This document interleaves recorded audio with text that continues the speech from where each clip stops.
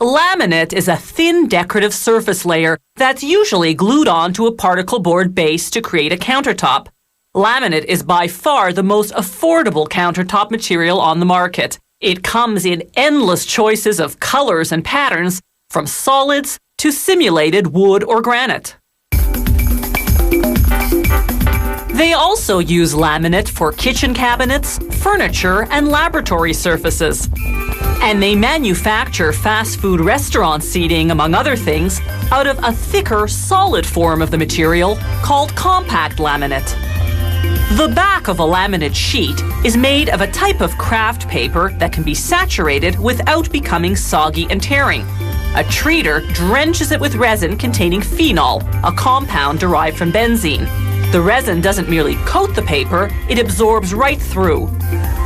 The paper then enters a drying oven. The hot air cures the resin in a matter of seconds. Now they can wind the paper into a roll. The top of the laminate is called the decorative layer. It's a sheet of paper in either a printed design or a solid color. Solid color papers go through a treater that impregnates them with a more durable melamine resin. Durability is essential because the decorative layer must withstand wear and tear. Two big rollers wring out the excess resin, then the saturated paper goes through a drying oven. With the resin now cured, a cutter slices the paper into sheets.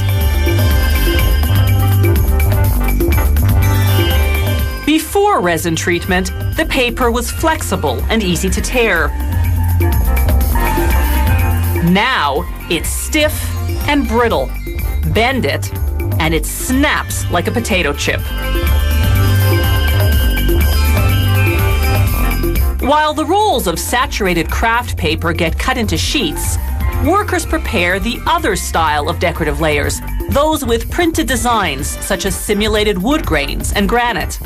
The treatment process for these papers is quite different than that for the solid color papers.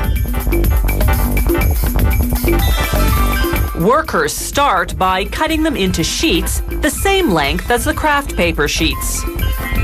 These papers don't go into a treater to be saturated with resin. Instead, workers stack them, placing an overlay on each one. An overlay is a transparent sheet of paper that's saturated with melamine resin. Workers stack the solid color sheets in the same pile, but those don't need overlays because they've already been resin saturated. Now the stack goes to the press room. There, workers put saturated craft paper under each decorative layer. On top of each decorative layer, they lay a textured plate. This will prevent the finished laminates from sticking together.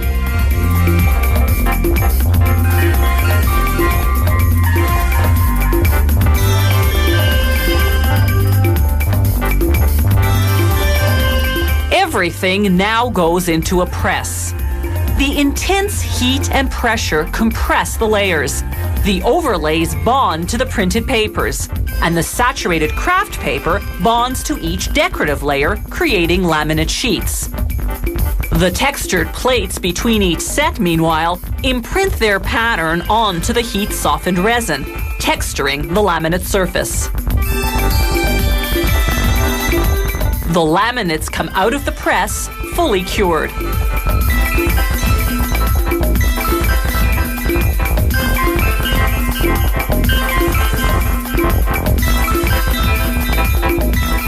On the finishing line, machines trim off any excess paper on the edges and sand the back of the sheets. This helps the laminate adhere better when glued to particle board or another type of substrate. To produce compact laminates, workers compile a thick stack of black saturated craft papers and sandwich it between two decorative layers. The press melts and bonds all the sheets into a solid unit.